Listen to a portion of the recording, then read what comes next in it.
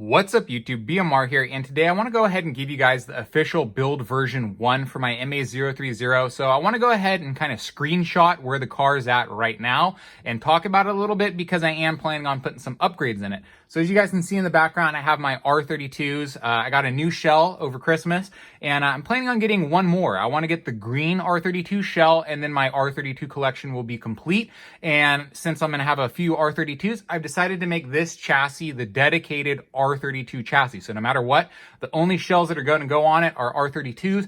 And since this chassis is officially a Skyline now, I got to get some JDM parts for it. So stick around for the end of the video, guys, and I'll be talking about the upgrade parts I'm going to be putting into it. But for now, let's just dig into what I have on the car right now. So as it's sitting stock right now, I haven't made any setting changes. I haven't adjusted the steering trim. I didn't need to. The way it came out of the box, set it up, paired it with my controller, and it was perfect. It was driving straight right out of the box. So that was really lucky. I got really lucky with that. And also, I haven't changed the punch settings or anything like that on my motor. So I did get the ICS lead for this, but unfortunately, I can't get the driver to work on the computer. So I have a Mac normally, but I went out and I got an HP computer so that way I could specifically use the ICS lead for this, and I'm still having issues. Like, I download the driver and it just doesn't work. So anyways, my punch settings and all that for this car are completely stock. I haven't been able to break into it yet, but I am planning on doing that. I'm going to make more of an effort to get into that ICS lead in the future and make that a working priority for the car, so that way I can kind of fine tune my motor a little bit.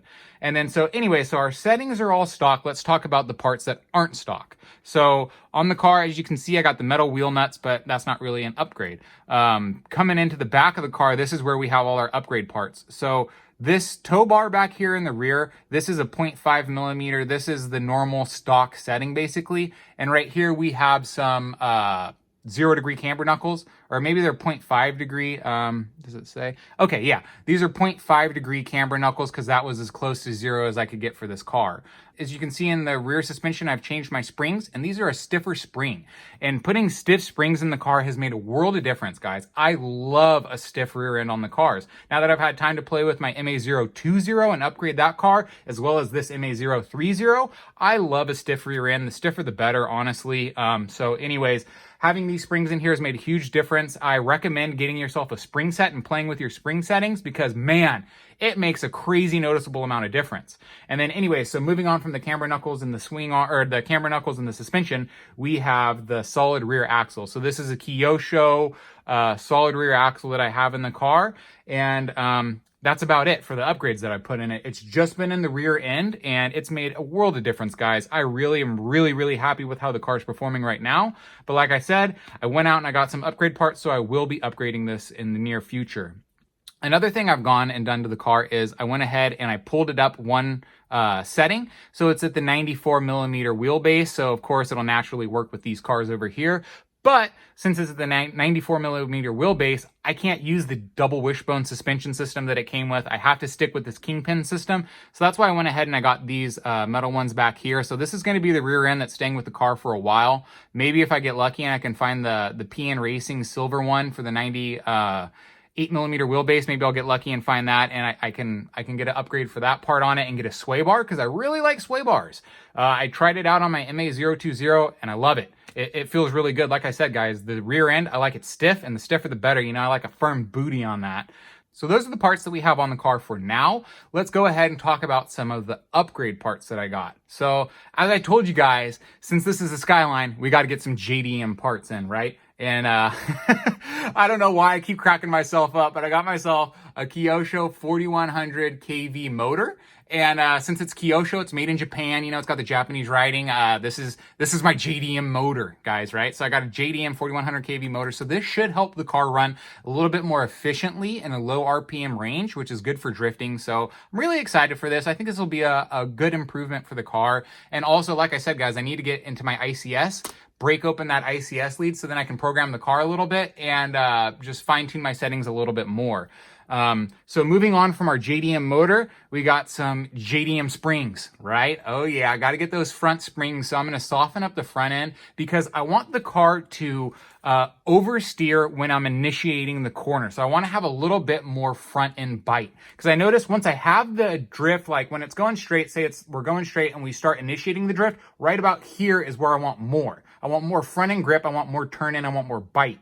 So to do that, I'm going to soften up the springs in the front, and hopefully that'll make a change. And if not, maybe I'll play around with my drift tires and play with that kind of a little bit and see where we can get with that stuff. So we got the front springs on it. And another thing I'm going to be doing for it is I'm putting in some swing arms, of course, just put some upgraded swing arms, because since we're going to be pulling off the motor, we're finally going to install our front one-way. So I've had this front one-way since I got the car, and it's just been sitting, and it's been driving me a little bit bonkers, guys. I really want to use it. So we'll be using it. Sorry the camera's bouncing around so much. I have it on an arm, and I'm really learning how to use this arm right now. So anyways, guys, so these are the parts that we'll be putting in it soon, as well as I am going to be putting some new rims on the car. So they're the same exact rims that I have for the LF1s, but I got some of the same ones, the Route 246, and therefore the LF4s. So I'm going to switch this over. It had LF1s on it originally, and I'm going to be upgrading to LF4s because LF4s will give you a little bit less traction. So it should theoretically, well, not theoretically, it will help the car break loose at lower speeds, and it should help it drift a little bit better. And I'm hoping maybe it'll help with the front end bite issue that I was talking about. And if anything, I was thinking I'm going to run LF1s up front for a little bit more front end traction and LF4s in the rear, and just see what that does. Just play with everything on the car. I'm going to play with my settings for my suspension first, and then from there, I'll mess around with the tires if I want to change my compounds on the tires, and just see what we want to do from there. So those are my upgrade parts that I have on the car. Of course, I have my KT432 PT controller. I love this thing, guys. This is a huge upgrade in and of itself. So, but the thing is if you're running a Evo board, you're going to have an upgraded controller, and I really like this one. I recommend it a lot. And the last thing that I wanted to touch on, guys, because I don't hear enough people talking about this: cases. Get yourself a quality case, because you're going to be transporting your car. Chances are you're going to be not drifting in your home. You're going to be taking it somewhere else. You're going to be racing at a track or something like that. Or even if, say, you're drifting it at home, you're going to need somewhere to store it. And I really like these PN Racing cases, but I don't like them how they come stock. So what I've done to mine is I went ahead and I filled it up with foam. So these were from like a pluck and pull from like a gun case. And anyways, this is just some spare foam that I had. But what the spare foam does is it makes it so, as you guys can see in there, oh, I'm missing. I need to glue one more piece in here. It must have fallen out. But anyways, when I have all my foam in here, my car doesn't shake. My car doesn't rattle. It can't move around. It has no play. So that's what I really like about these foam cases, is that you can kind of customize them a little bit, add in your own extra foam, and really, really make sure that your car is secure in there. So it's not shifting around, and you don't knock off a mirror. You don't mess up a wing. You don't lose a windshield. You don't lose your exhaust pipes or whatever it is. You just don't lose your parts on your car because you keep it super snug. And also, these PN Racing cases, they're pretty good for dust, for dander, because as you guys can probably see in my videos, there's cat hair floating everywhere. No matter how clean I try to keep this area, there's always cat hair, but just because it's ambient in my house. I really recommend the PN cases for 1, for transportation, 2, just for storage, and 3, for general ease of use, because having a case to put your car in and knowing that it's safe in there is awesome. I really like it. But you're not limited to the PN cases. You can always use, like, this is a food container that I packed with some bubble wrap. That works great as a little case, and it keeps my car, see, as you can see the Ferrari in there, it's not shifting, it's not moving, it's fine. So, you can do a budget option, or you can, spend $10 and get a case and, put a little bit of foam in there and shim it in there and make sure your car's super snug. So that's it for this video, guys. Those are the settings and upgrades that I've put into the car, and these are the parts that I'll be putting in it in the near future.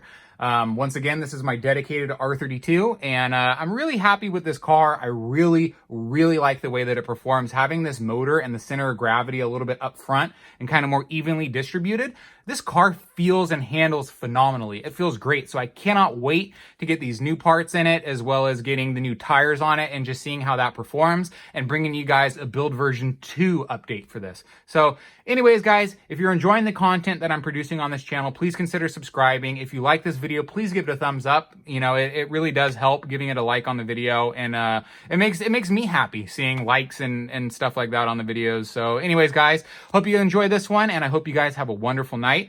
See you next time.